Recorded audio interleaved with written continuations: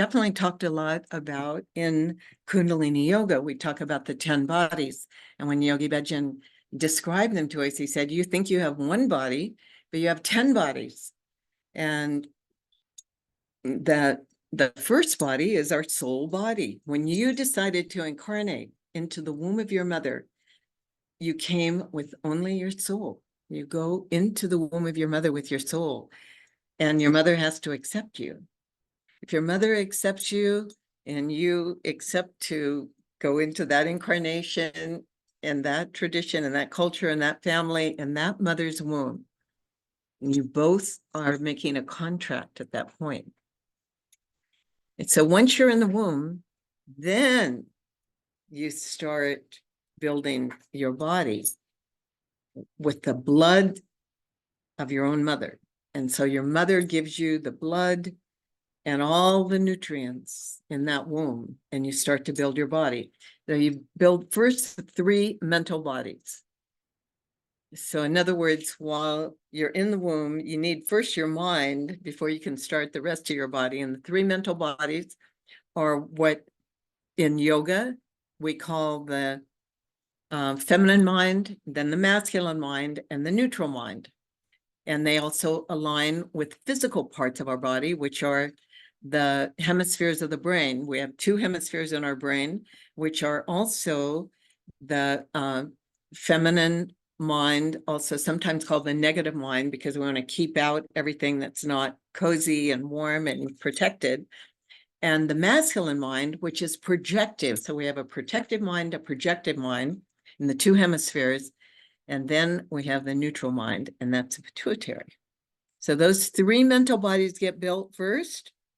And even when we're in the womb and we're in that fetal position, our hands appear on our brain. And then after we've got our 3 mental bodies built, we start building the 5th body, which is the physical body. And our hands start to come down. But the tips of our fingers have a connection still with the regions of our mind. And the thumbs represent our waking consciousness, the ego mind. The index fingers represent our intellect, the Jupiter mind. And the Saturn fingers represent our discipline, our ability to be patient and focus and persevere. And the Sun fingers, 4th fingers, represent our vitality and our health. And the pinkies represent the communication between all of ourselves, within ourselves, and our communication to the world and receiving communication. The 5th body, then complete with our limbs and our arms and everything, then we have the energy bodies. And the first energy body is the 6th body, which is the aura or the Arcline. It goes from earlobe to earlobe. And women also have a second Arcline, breast to breast. We need another one. It's a protective energy because of our children. Then the 7th body is the aura, the electromagnetic shield, also known as the circumvent force, because it's a vortex, energy swirling. The 8th body is the nadis, the prana that flows through the body, through the breath. So we control the breath and we control the energy in the nadis, and we're strong, we're healthy, we're healed. We have a nervous system, and the nadi system somewhat follows the nervous system, but it's it's a subtle energy.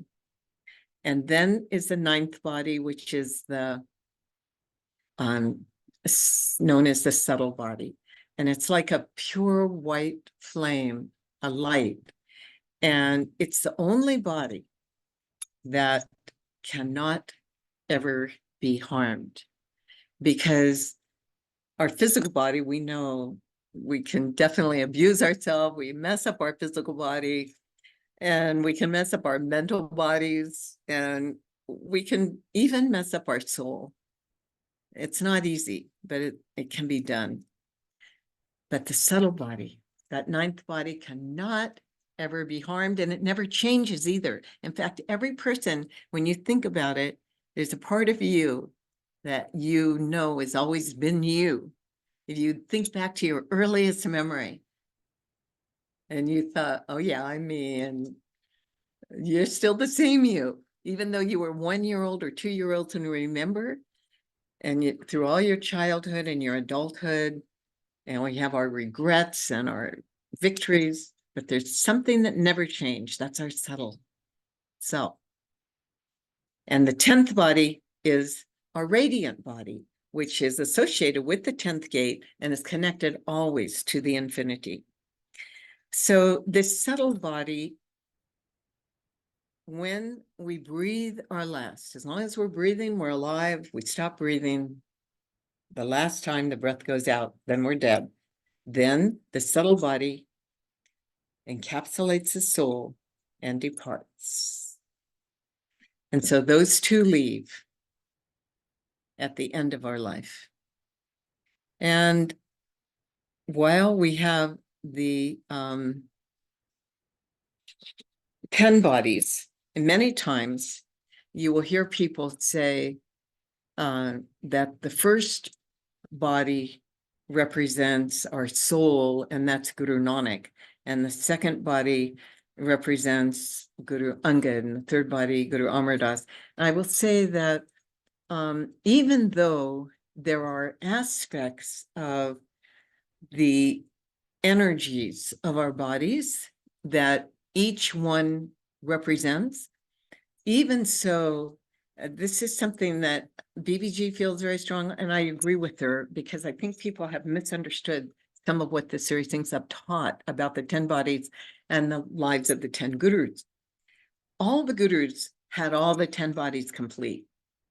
Every guru had the beautiful service and humility. And we say, oh, Guru Ram Das, the fourth guru, was known for humility. But all the gurus had all the 10 bodies. So I do agree with BBG on that. And I think that it's important to understand these concepts of the 10 bodies, because when you heal your energy bodies, you can heal your physical body. And the aspects of the lives of the 10 gurus were represented in all the 10 bodies.